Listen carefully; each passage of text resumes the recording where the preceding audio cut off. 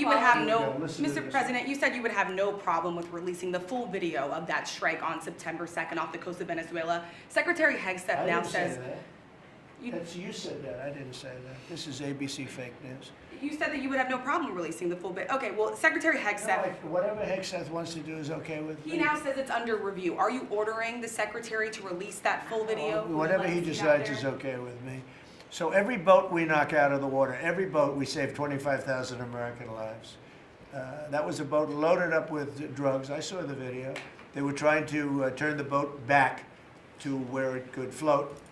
And we didn't want to see that because that boat was loaded up with drugs just like everything else. But every boat we shoot down, and I don't know if you know, we're 92 or 94% down in drugs coming in by the sea.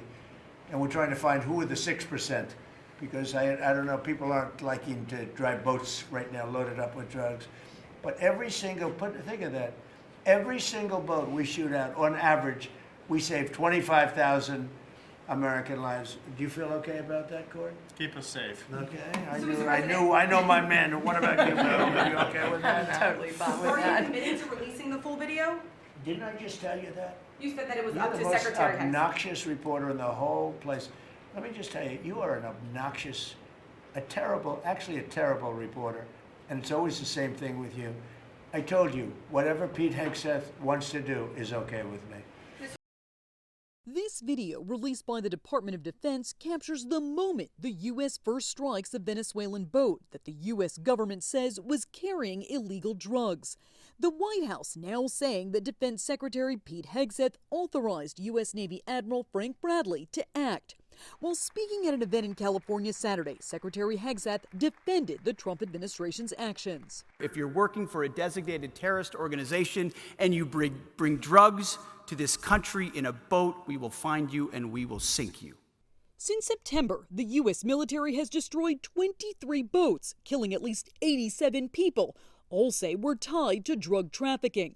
Some strikes, particularly a second on this same boat, are drawing criticism. You don't need that kind of firepower to do that tactical. In the September 2nd attack, 11 people were reportedly on the boat. After a first strike, 2 survivors were seen clinging to the wreckage, according to some who have seen video of the full attack. Then, more strikes, killing them and sinking the vessel. It is considered a war crime to kill shipwrecked people. Now, many are scrutinizing what happened and are calling for an investigation. These are, in my opinion, criminal actions or should be investigated as such. Sources familiar with Bradley's remarks say he told lawmakers the small boat that was hit was heading towards a larger vessel that was bound for Suriname, a small South American country east of Venezuela, known by U.S. drug enforcement officials as a route for drugs headed to Europe.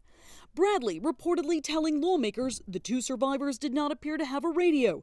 They watched the men struggle to overturn what was left of the boat, and there was no position to make a distress call. There are still big questions about whether this is a legitimate approach, simply going after all manner of drug facilities. Both the House and Senate Armed Services Committees have launched inquiries into what happened. I'm Jen Sullivan reporting.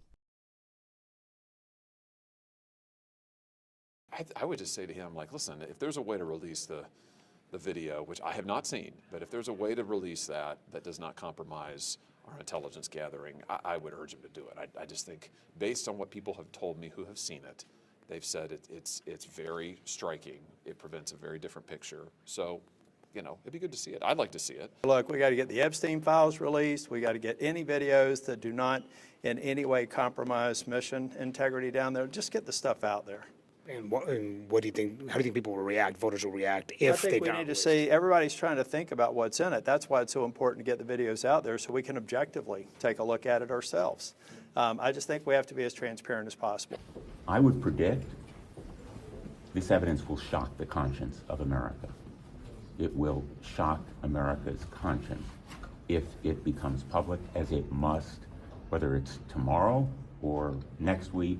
At some point, this evidence has to be disclosed. Donald Trump reversing himself, backtracking, saying he won't make it public, speaks volumes. Let the American public now have access to the rationale for this mission, the legality of the mission, and the evidence that would demonstrate whether we are in fact striking narco-trafficking boats or whether we are potentially making mistakes. We struck a submersible. There were 2 survivors about a month after the September 2nd strike. We returned those survivors to their countries of origin. If they were narco-traffickers, why didn't we arrest them? Why didn't we use them to deliver evidence against kingpins, to send them back home and let them be released in the general population? Suggest that we weren't sure that they were narco-traffickers at all.